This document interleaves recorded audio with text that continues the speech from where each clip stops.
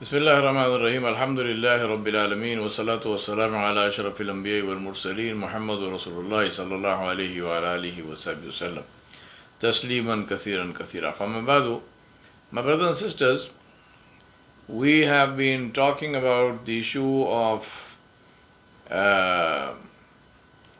of raising children, and as I mentioned, this whole series is about raising a Muslim child. And if you say what's so special about a Muslim child, what is so special about a Muslim child is that the child is Muslim. And being a Muslim, therefore, comes with a set of responsibilities. And that is the reason why parents have to be mentally prepared and also materially prepared, emotionally prepared to be able to be good parents to a Muslim child. Now, parenting requires that parents develop themselves to be to a level where they become an inspiration in the lives of their children.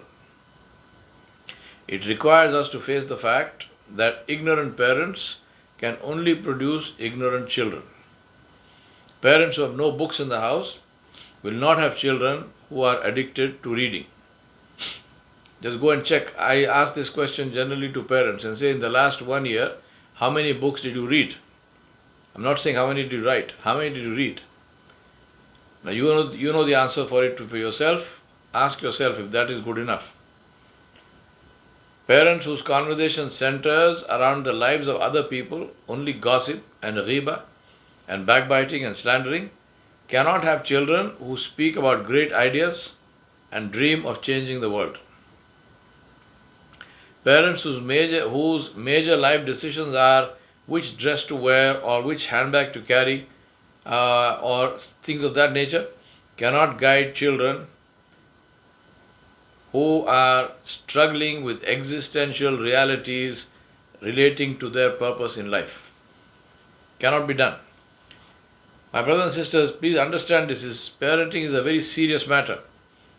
Parents need to wake up and face the fact that their problems relating to raising children are really a reflection of how little they have invested in themselves. Paupers can hardly be expected to help others. The time to change is now, and it's never too late. Muslim families today spend far too little time in inculcating the value of contribution, of each generation creating its own legacy, and not being content to ride on the coattails of the earlier generation. They give their children the same education that is given to children of ordinary people who are not Muslim. They don't prepare their children for the distinctly different responsibilities that they will have to shoulder. This is not arrogance, it's merely recognizing the fact that the Muslim child is going to inherit a mission that is completely different from anyone else. Simply sending your child to the maktab or to the madrasa or to the Sunday school where they learn to read the Quran, Nazira, just by character recognition, without understanding the meaning or knowing the language or anything like that, and where they learn some du'as and so on and so forth, is not sufficient. I'm not saying don't send them there. Something is better than nothing, but that something better than nothing is not going to solve any of your problems in life. We need to aim for excellence.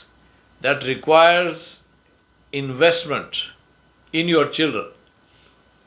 Your children cannot be outsourced to the daycare center or to the madrasa or to the maktab or to somebody else to raise on your behalf, or to the school to raise on your behalf.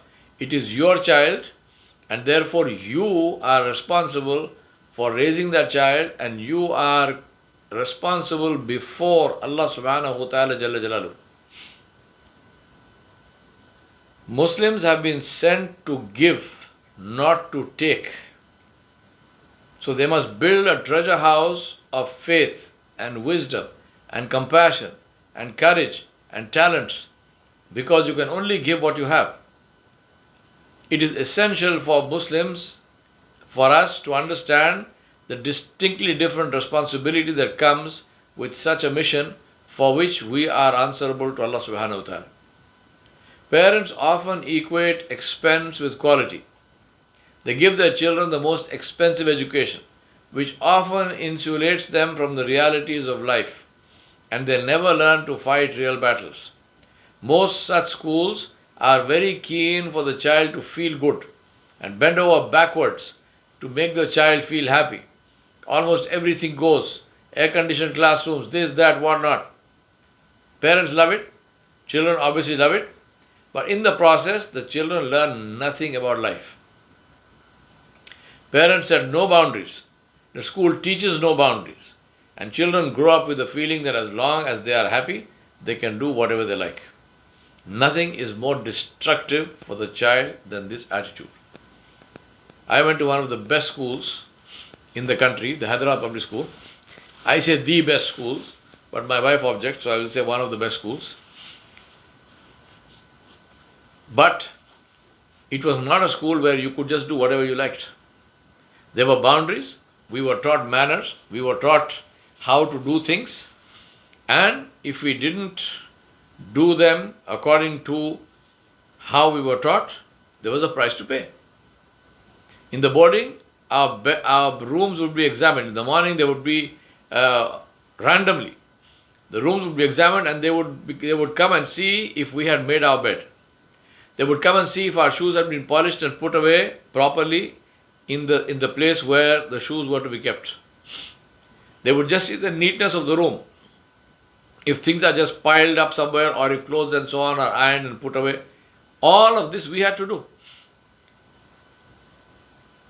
And we did it. And alhamdulillah, to this day I do it. And I thank those people who brought me up, that they gave me these values. My brothers and sisters, children learn because they listen with their eyes. They don't care what you say until they see what you do. And that's why it's so critically important to set a good example. And it all begins in the home, not in the school, not anywhere else. Parents, especially wealthy parents, give expensive toys to their children, mostly as guilt placebos, to compensate for the fact that their own social lives don't allow them to spend real time with their child. The most striking and shocking incident that I remember is one of my wife's classmates who went to school with her. We heard that her mother passed away. So my wife went to call on her to pay her condolences. So when she came back, I asked her, I said, how was so and so? She said, the strange thing is that I met her and she looked perfectly normal. She did not look like somebody who had lost her mother. So to the extent that my wife said, well, how are you feeling and so on, I hope you are, she tried to tell her something like some words of comfort. And this lady said to her, she said, no, don't say all this because it doesn't matter to me. It makes no difference. That sounded like a very callous kind of a statement, and I'm sure she must have seen the look on the face of my wife. So she said, I'm saying that because she was never here for me anyway. Now she's talking about her mother. She said, my mother was never here for me anyway. They were very wealthy people. So she said, I had a governess, I had a car, I had a driver, I could go anywhere I wanted, I could come and go and so on. And, bills were paid and I could go to the club or whatnot. My mother had a social life. I would hardly see her. She spent no time with me. And so, what is the... what does it matter to me that she's dead? Is this how you want your children to think about you? Ask yourself this question. The opposite is equally bad.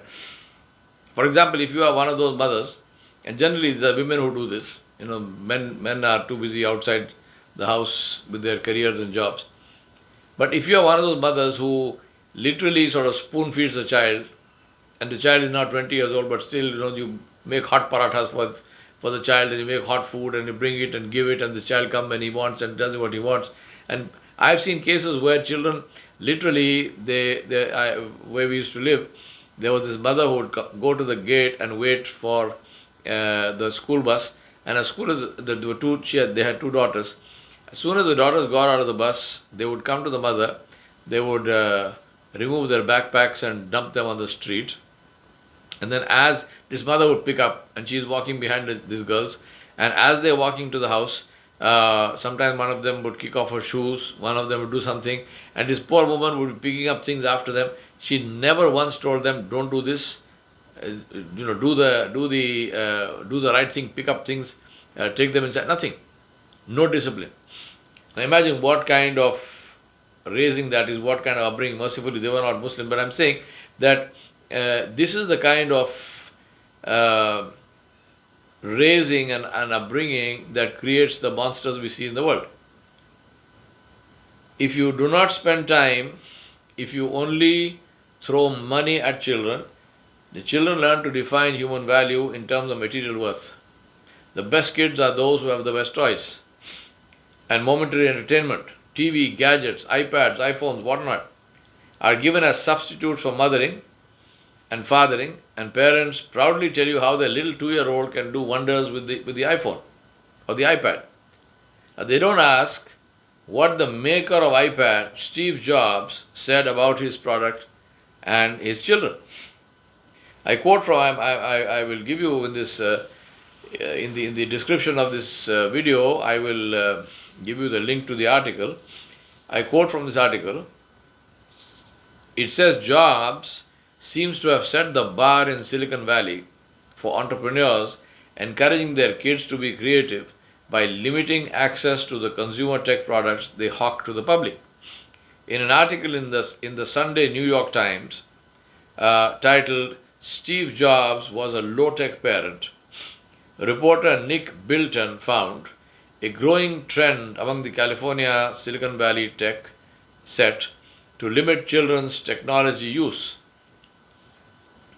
Many of the people behind the social media platforms, gadgets, and games that are consuming our kids' time and minds aren't actually allowing their own children to waste an entire Saturday afternoon playing Minecraft on iPad.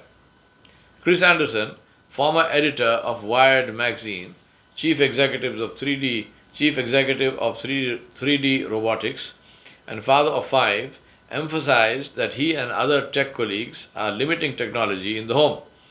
"My kids accuse me and my wife of being fascists and overly concerned about tech, and they say that none of their friends have the same rules.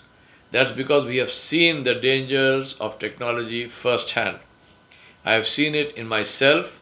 I don't want to see that happen to my kids." Now, who's saying this? Chris Anderson, the former editor of Wired magazine and chief executive of 3D robotics. A 2011 New York Times story, and I'm still quoting from the same article, reported that engineers and executives from Apple, eBay, Google, Hewlett-Packard, and Yahoo are sending their kids to a walled-off elementary school in Los Altos, California, where kids are discouraged from watching television or logging on at home, and there are no computers or other electronic devices.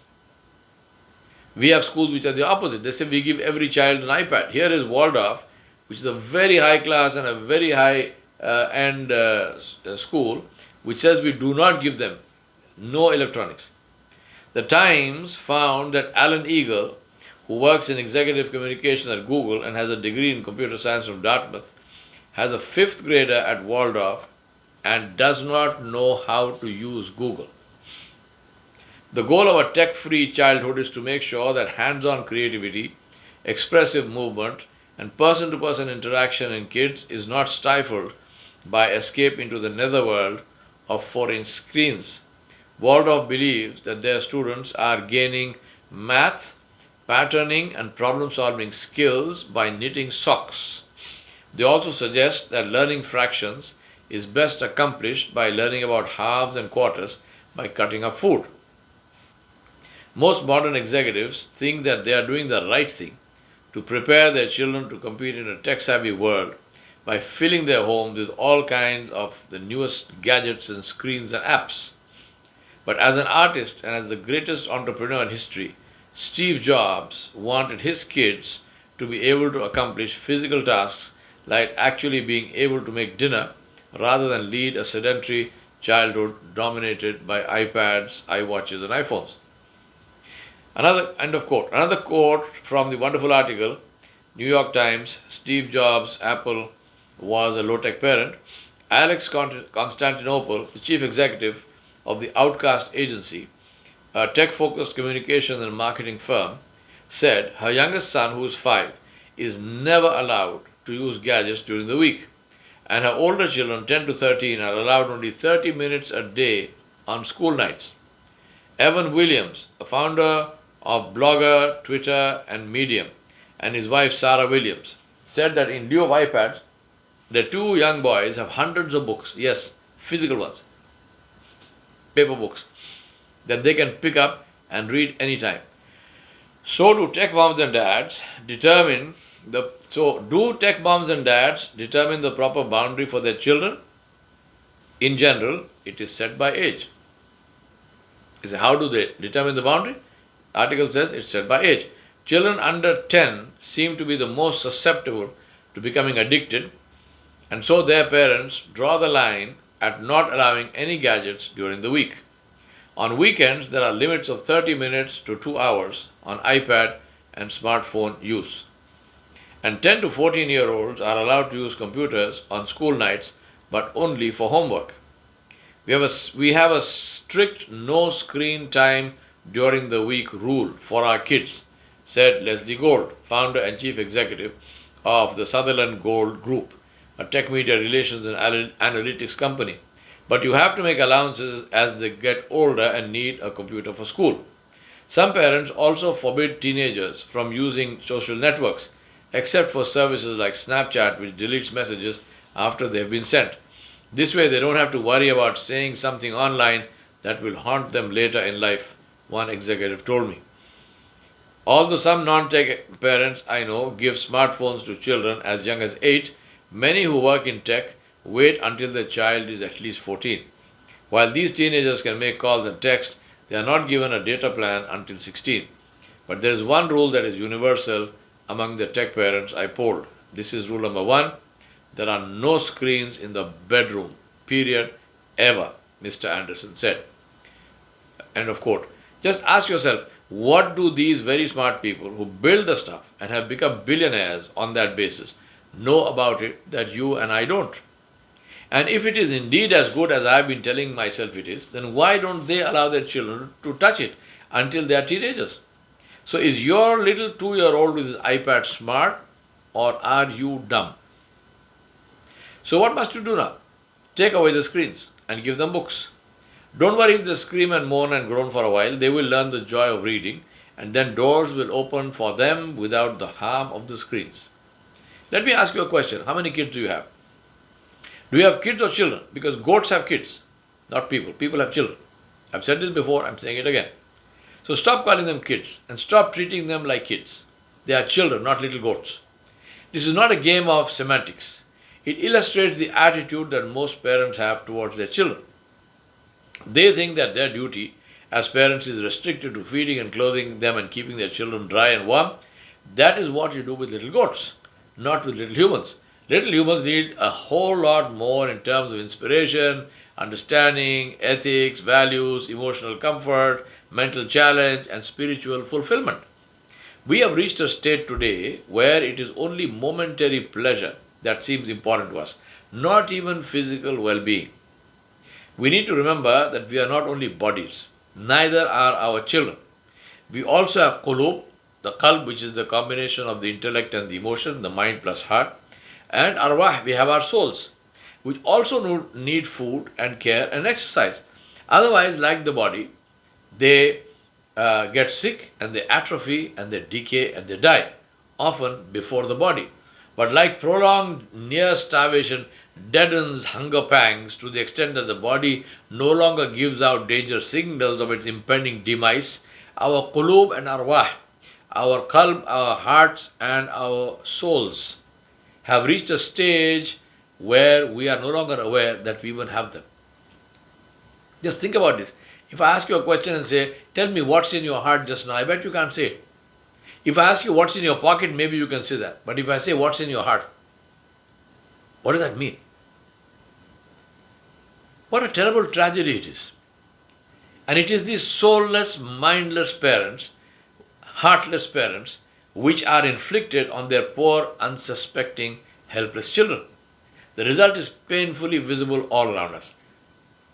Islam focuses on real overall development, body, mind, and soul.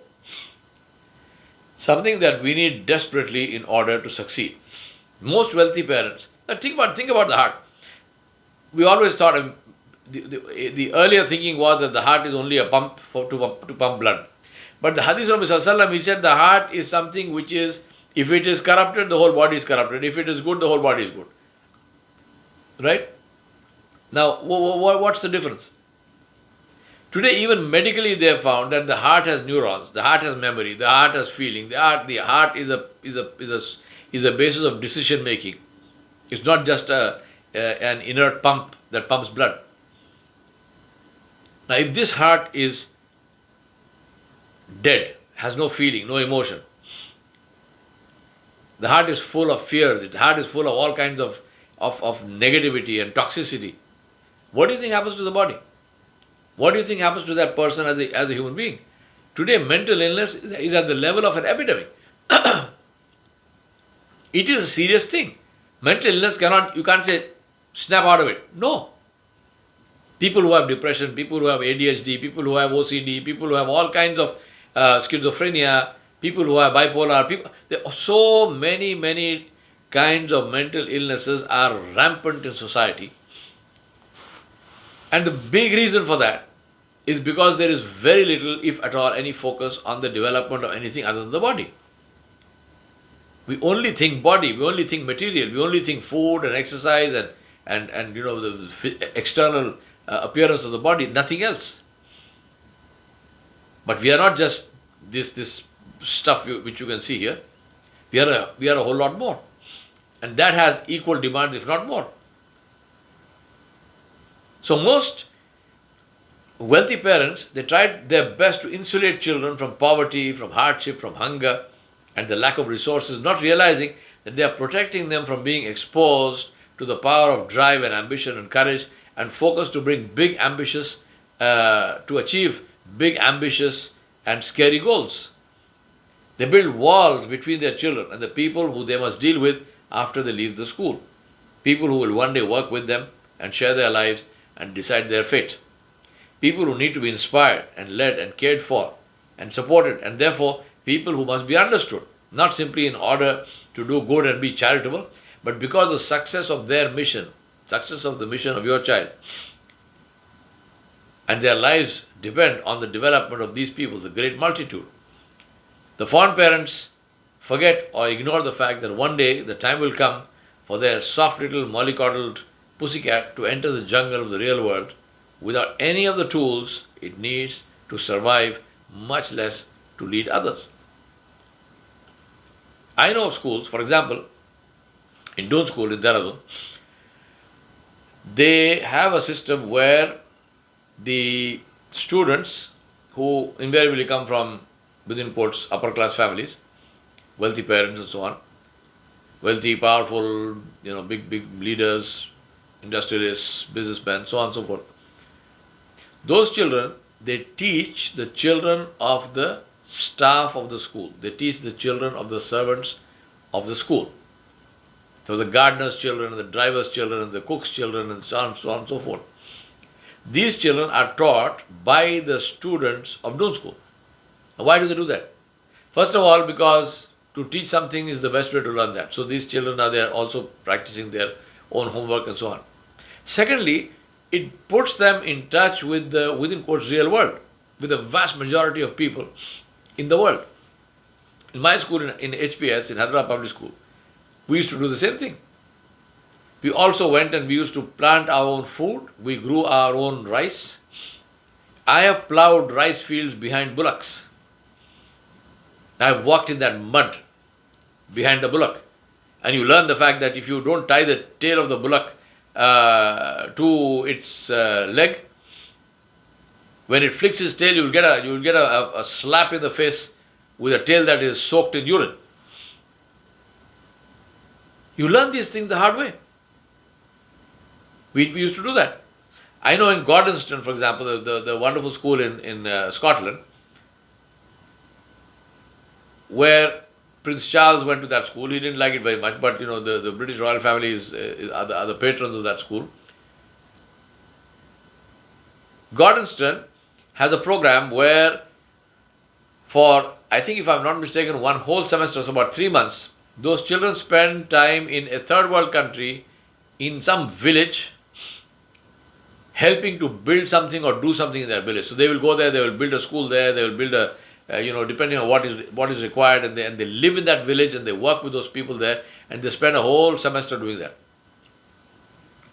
We have had programs which we did in Hyderabad where we would get children from here, from America, from wealthy families, who would come and go with us into the villages on various charitable works that we used to do, and go and, I mean, the shock on the faces of those children when they see that these are also human beings. These are also human beings. And despite the life that they are living, they have big smiles on their faces. And the child then faces up to the fact that I am, on the other hand, sitting in the lap of luxury, and I am moaning and groaning and whatnot, and saying, oh, I don't have this, but those children there who got nothing, they make a beautiful life for themselves, and they do wonderful things. It's an issue of attitude. So therefore, I want to close with this. It's not sufficient to simply feed and clothe and shelter the child. You do that for your pet cat or your pet dog. It's not enough for a child. A child must be raised, must be taught his or her place in society, must be given the tools to succeed and made aware of its responsibility as a human being. Muslim children even more. They need a very different education, very different life experiences, and very different criteria to measure themselves, all of which have to be inculcated from the earliest childhood. Being rich or poor is not about how much you have. It's about how much you think. The best and most powerful asset that Muslim parents can give to their children is to teach them these tools.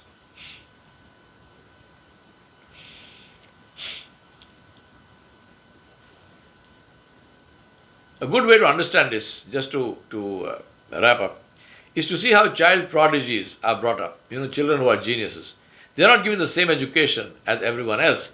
The entire focus of their education, both formal and informal, is based on the eventual role that they must play. Only then can the true glory of the gift that they have been bestowed with will come forth. Take, for example, the tennis legend Andre Agassi. Agassi's father wanted him to be the top tennis player in the world, and he focused his training towards his goal from the time Andre Agassi was a baby. To begin with, he spent considerable resources of a modest income in building a tennis court in their home. He then built a ball throwing machine that could throw tennis balls at 110 miles per hour. The speed of the ball coming out of that machine was 110 miles per hour. This was in the 1970s. Ball machines that could throw that at that speed, they weren't available in the market. But he wanted the best for his child, so he built it himself with a modified engine. He started training Agassi with a tennis racket as soon as he was strong enough to hold one in his hands. By the age of 7 years old, Agassi was hitting 2,500 balls across the net every single day, coming at him at a speed of 110 miles per hour. Let me repeat that. At the age of 7, Andre Agassi was hitting 2,500 balls across the net every day, coming at him at a speed of 110 miles per hour. If you do the math, that comes out to 1 million hits a year. To this day, Andre Agassi is regarded as the best service returner in history of the game. Returning balls coming at 110 miles per hour, 2,500 times a day, as a 7-year-old, believe me, has something to do with that. Children born to Muslim parents have been gifted with resources, with the tools to connect to Allah subhanahu wa ta'ala. But like all tools, they must be taught how to use them. They are not ordinary children. To treat them like ordinary children is to deny them that opportunity to make a mark in the world that others will have to try far harder to do. They must be brought up always with the final aim of leading the world in mind. They must be carefully watched and nurtured and mentored from the earliest age. They must be given tasks of graduated difficulty so that they learn to win on their own. They must be allowed to face their fears and to conquer them, not sheltered. They must not be protected. But what if they have parents who themselves have no clue about such tools? My brothers and sisters, please understand this. I want to end with this today. Remember and remind yourself that Allah has given us a opportunity. Allah has given you an opportunity, and Allah subhanahu wa ta'ala has given Allah subhanahu wa ta'ala has given the opportunity to you to raise children who will be a means of sadaqatul jariyah for you. So please think about that. وصلى الله على نبي الكريم وعلى آله وصحبه أجمعين برحمتك يا أرحم الراحمين والسلام عليكم ورحمة الله وبركاته.